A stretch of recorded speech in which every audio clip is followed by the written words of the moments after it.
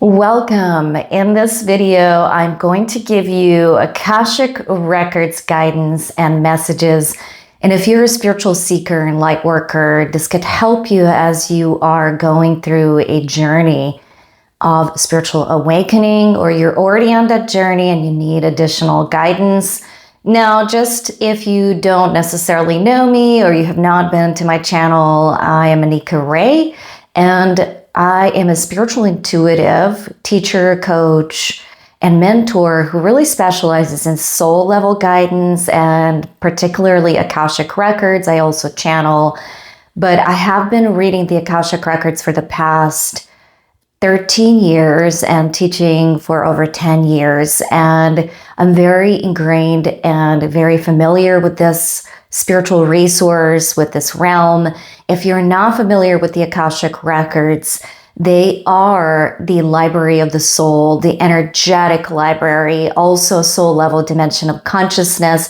They really have within them the entire soul journey of every soul, not just myself, but you, and also everything that's been created.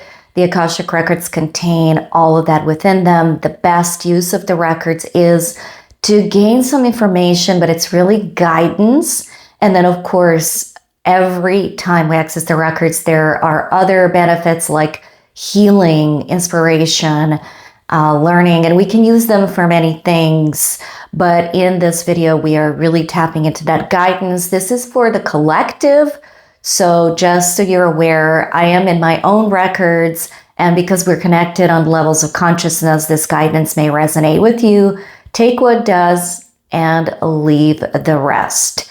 So on into the reading. Well, the first thing that I'm noticing, what's coming through the records, is this element of really accelerated, right, growth in consciousness, that we're all capable of that. And that in this lifetime, it may look slightly different than what we're used to from past lives, but that not really for you to know exactly where that shift in consciousness is. Am I expanding in consciousness? But to really ground into the ideas that are very important to you. And some of these ideas may be in some sense outdated. Maybe these ideas are stifling you in some way. A lot of times it can create patterns in your behavior or thinking that are no longer useful to you. Now, mind you, these ideas may have been useful to you in other lifetimes. And they're just like giving me an example of like a love and relationship, really a set way to approach love and relationships. And it could have been in past lives like really relying a lot on your family, right? We had arranged marriages and such.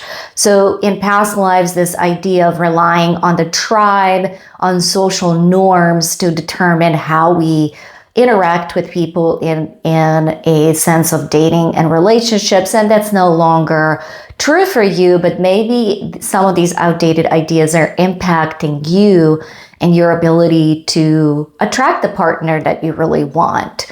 So really honor where you are. One of the best ways to find where these outdated ideas are is because they create, right, these patterns in behaviors. They're no longer supportive in thinking. Self-awareness is really great. You may recognize them based on what is not working for you, right? What is showing up in your life, what is not working for you, and you're not really sure where to go with this and what to change, but you just know that this is simply not working for you anymore. So go into these deeper ideas. This is a journey you could take in the records. And again, this is coming from the Akashic Records. So you are called into the Akasha if you feel that's the right way, but also, right, working with your guides, angels, other realms, and really in a space where you feel called to work on these things. And when we say work, what we're really referring is healing, spiritual healing, energy healing, cognitive healing, anything like that, cellular healing, to the depths that you want to go. And partially these ideas, as you start to shape them, really sort of let them go, it brings in the ability for you to create a new reality for yourself, to create a new reality that is based on discernment, based on what you sense where you need to go and how to really organize your life and your own reality. So it puts a lot more in your own corner because it really allows you to feel that manifesting power, that spiritual and personal authority.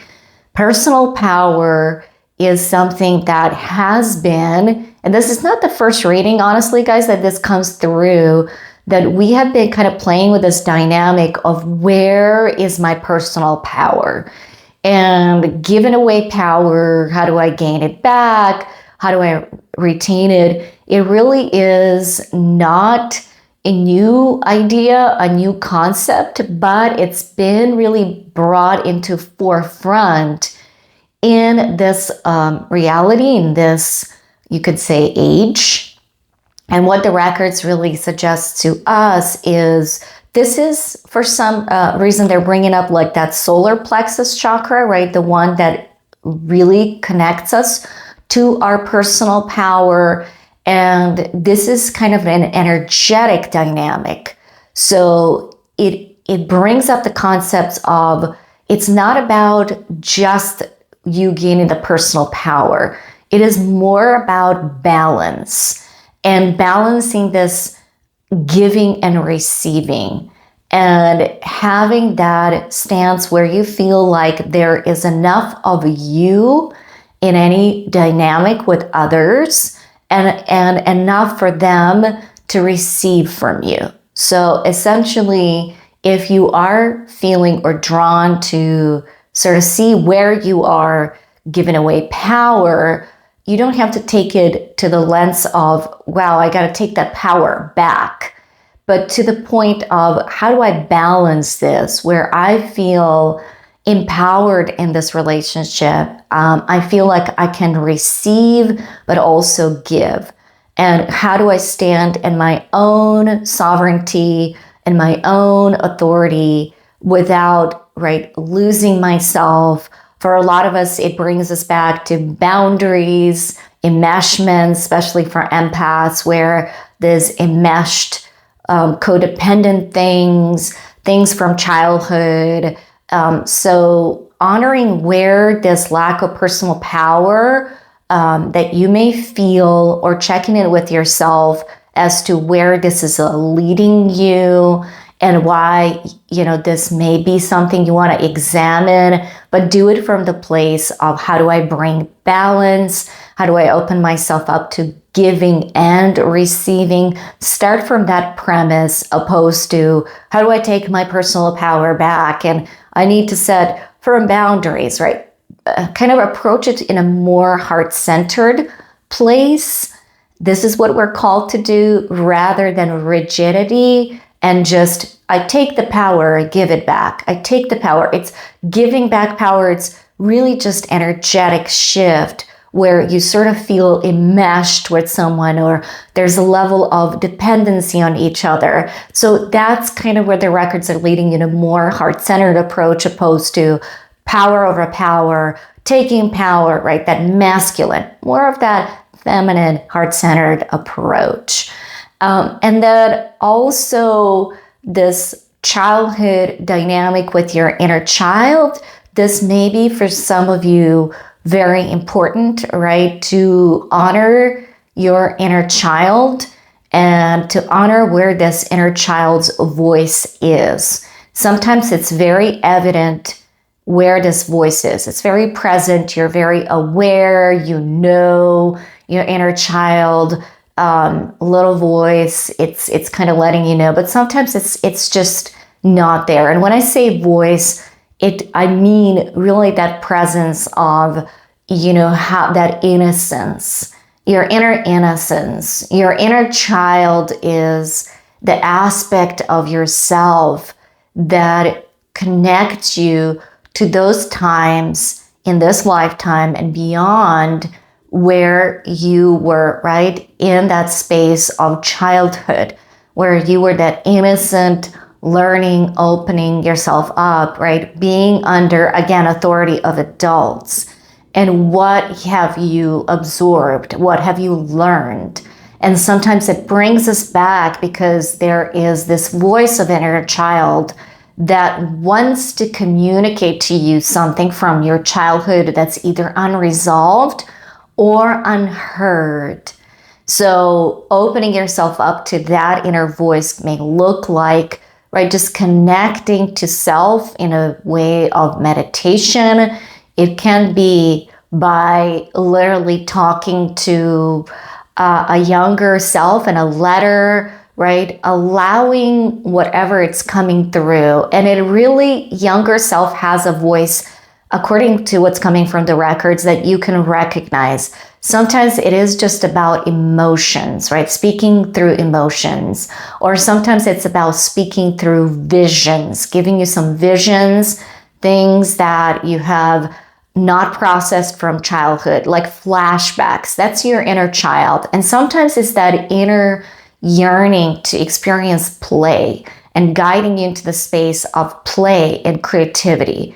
So the best way is to connect to it, right, intuitively, meditation-wise, automatic writing through a letter, allowing the visions, the emotions, and setting that intention that this is right before you start the process of meditation or automatic writing, or just like tuning into that intuitive part of self that's connected to the inner child, setting that intention. But according to the records, what this does is, again, allows that aspect of self to communicate to you things that are unresolved, things that need more healing, deeper awareness, perspective, love. In essence, you are becoming that inner parent for yourself. You're processing things that are burdening you. And all of these shifts are, all of these matters, right? All of these ideas that we just mentioned, things that were brought up from the records, what they are saying to me, and when I say they, what's coming from the records and the guides that are in the records, is that these are general messages.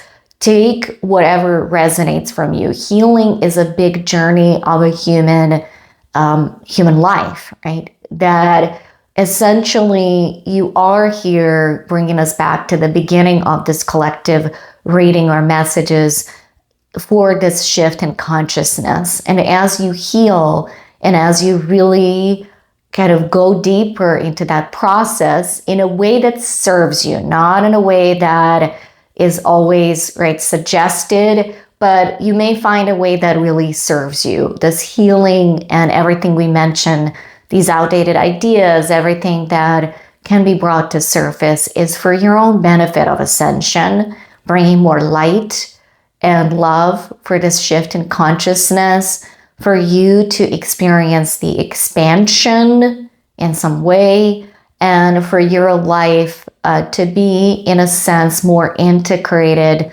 more balanced, for you to feel the love. So take some of these messages and apply them to your life if possible. If not, listen to the vibration of these messages, and then again, take that into your life. Take the energy and not just information. This is not coming from me. It's coming from the records, as I'm saying.